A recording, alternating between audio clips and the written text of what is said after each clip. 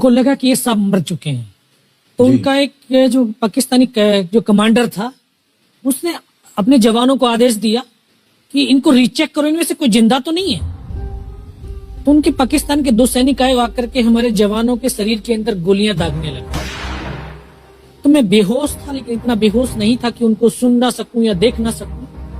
तो जो मेरे सामने वाले साथी को जो सीने में आकर 4-4, 5-5 जो राउंड के ब्रस्ट मारे, डेड बॉडी ऐसे उछलती थी ऊपर की तरफ, सामने वाले को मारा, बगल वाले को मारा, मैं भी इस तरह से ऐसे पड़ा हुआ था। उसने फर्स्ट में यहाँ पर ब्रस्ट मारा, फिर मेरे पैर में 2 जगह पे मारा। उसको मैं देख रहा हूँ कि धुआं निकल रहा है, लेकिन उस गोली की पीड़ा को चुपचाप पड़ा सहता रहा और उनको यकीन हो गया कि इनमें से कोई जिंदा नहीं। फिर बहुत गालियां दी, बूट की ठोकरें मारी। फिर काफी देर के बाद में उनका जो कमांडर था उसने बोला कि इनके वेपन उठा लो, और नीचे जो हिंदुस्तान का पोस्ट है उसके ऊपर दूसरे जो उनके साथी थे उनको सूचना दिया, उसके ऊपर कब्जा हमला कर दो। फिर ये आवाज भी सुनी तो मुझे लगा कि यार आज तो मेरी पूरी टीम खत्म हो जाएगी। तब ऊपर वाले से एक ही प्रार्थना करी कि मुझे इतने जिंदा रख दे कि मैं अपने साथियों तक सूचना दे सकूं और उनको बचा सकूं। और ये सत्य है कि अगर निस्वार्थ भाव और सच्ची श्रद्धा से उस परम पिता परमेश्वर को याद करते हैं तो शक्ति जरूर साथ देती है। दोबारा से उसके साथी आए, पाकिस्तान के सैनिक आए और हमारे जवानों के शरीर के अंदर गोलियां दागने लगे। उन्होंने फिर उसी रोटेशन से गोली मारी, फिर भी मेरी बाजू में, पैर में गोली मारी।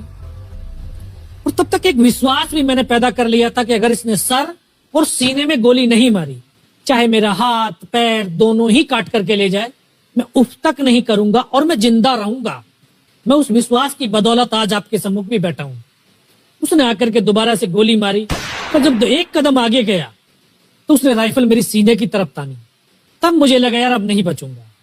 लेकिन कहते हैं कि जाको राखे साइयां मार सके ना कोई। और ये इस देश को हम भारत माँ बोलते हैं।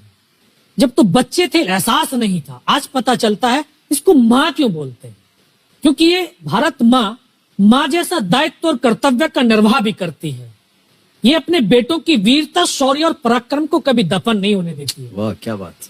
तो शायद इस माँ भारती ने मुझे चुना होगा कि उसके बेटों ने जो शौर्य, वीरता और पराक्रम दिखाया उसको दुनिया तक पहुंचा सकूं।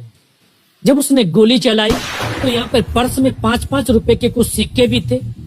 जब गोली जाकर के सिक्कों पे टकराई तो मुझे भी आभास हुआ कि तो मर गया हूं।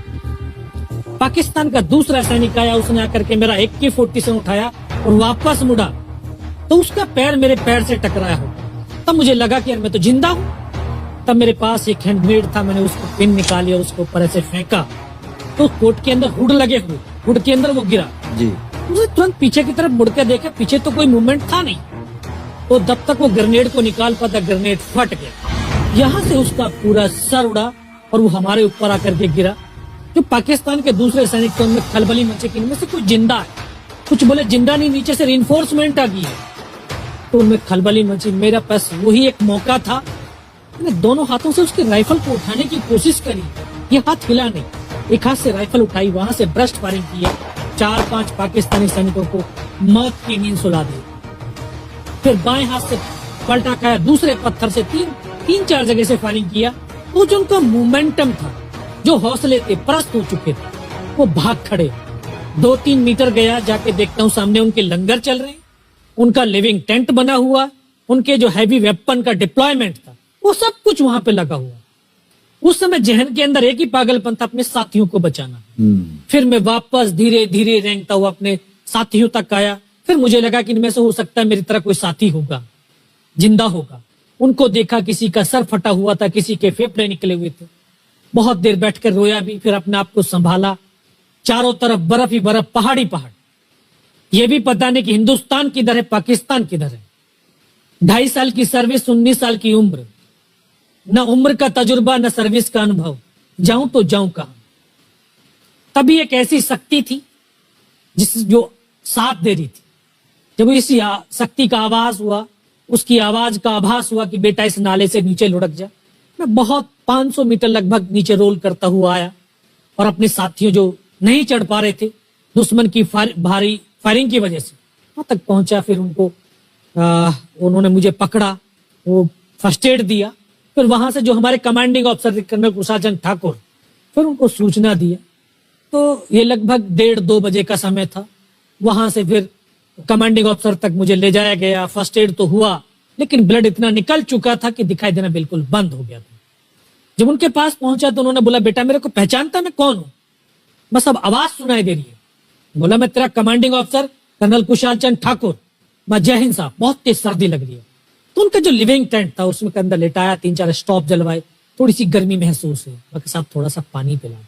बोला, ठीक है पानी पिलाते हैं। तभी डॉक्टर साहब आए गए, उन्होंने ग्लूकोज की बोतल पिलाई, थोड़ी सी एनर्जी महसूस हुई। उन्होंने बोला, बेटा कुछ बता सकता हूं? मैं कहा, सब बता सकते हैं। तो उनको बताया कि सर ऊपर ये घटनाक्रम हुआ है,